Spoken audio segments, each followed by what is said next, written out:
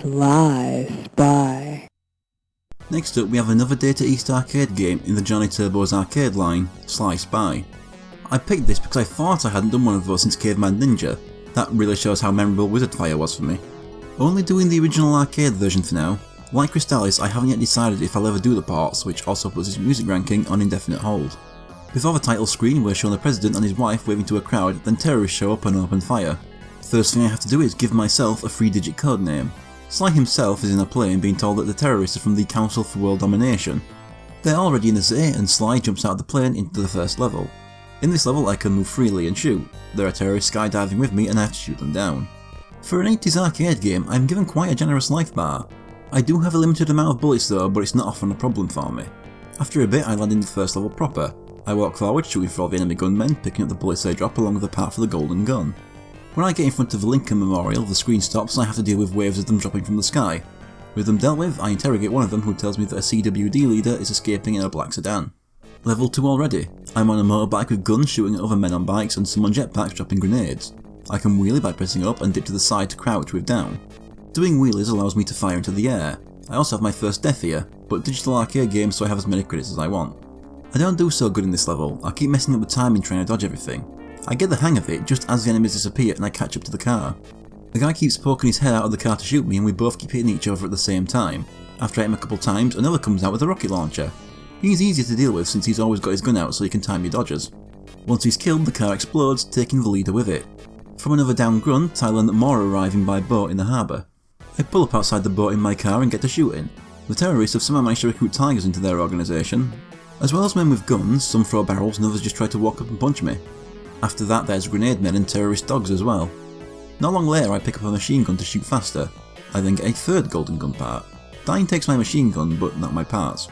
Then I reach a ladder and do a really goofy looking climbing animation to the top. A little walk and I zip line across to the other side. I shoot through more terrorists and drop down past these bad dudes' sides to meet the boss, a man with metal arms and metal teeth like Jaws from James Bond. At first he just jumps in place and lets me take a chunk of his health, but then he actually starts fighting by jumping towards me and slamming his arms into my skull. I actually run out of bullets here too and resort to kicking him in the face. Funnily enough, this kills him quicker. I receive a transmission saying I have to go swimming now. Level 4 has me underwater with a harpoon gun. I can swim in all directions. Not only are there terrorists down here, but I'm also gunning down the sea life like the sharks. Not long after starting, I get the final golden gun part. It gives me 1,000 huge shots for a very generous time limit. Down here I also grab onto this missile that lets me move faster. I enter a cave, blow up some mines, drink a cola underwater and leave. The rest of the level is mostly the same until I reach the boss, a large diving suit that fires missiles. The only way to damage him is to shoot him in the face. After a couple shots he flees and a huge shark gets involved instead. Dodging his bite is hard while trying to shoot it at the same time. He manages to kill me twice before I kill him. I surface and get another transmission telling me that the CWD's leaders are at the Georgetown warehouse. This is another on foot level. No new enemies, just got to keep making my way to the right. Here I discover I can steal enemies' jetpack and just float over most enemies until one of them hits me off it. I get another one soon after and immediately lose it to a crusher. Then I have to crouch under some spikes on a conveyor before finding a woman tied up. A projection of a leader says I will die, and like the first level the boss is an enemy rush. All tigers this time. This can be a pain because a lot of the tigers enter the screen in their attack animation where it's hard to get a precise shot. Goes on for a while too.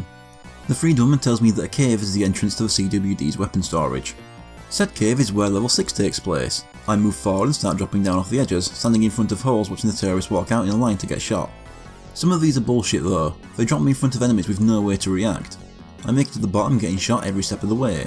I then have a long but uneventful stretch going right with many enemies until I reach the boss, a fat man who throws his hat like Oddjob. He can only be damaged while his hat isn't on his head. How a hat on his scalp protects his eyes from bullets, I have no idea.